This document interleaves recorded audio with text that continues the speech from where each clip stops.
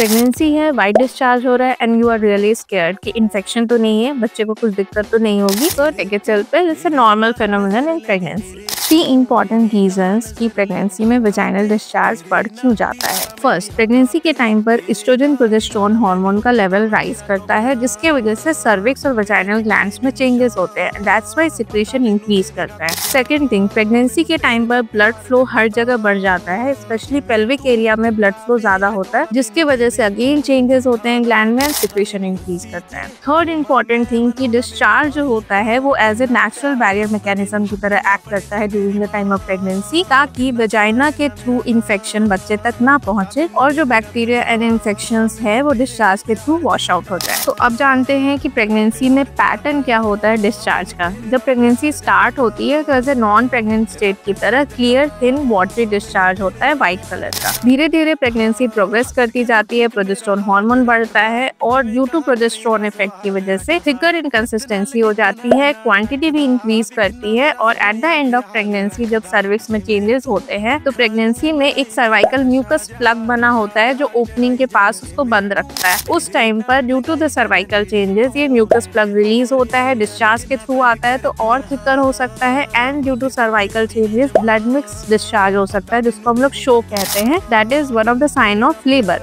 But अगर आपको pregnancy में फाउल स्मेलिंग डिस्चार्ज हो रहा है, कर्डी वाइट डिस्चार्ज हो रहा है या फिर वेजाइनल ईचिंग इरिटेशन हो रही है, पेल्विक एरिया में कॉन्स्टेंटली पेन रह रहा है, तो डेफिनेटली अपने गायनिक से मिले जाकर वो चेकअप करेंगे, आपको देखकर बताएंगे कि वेजाइनल डिस्चार्ज नॉर्मल है या फिर अब नॉर्मल है and accordingly they will treat you. Thank you.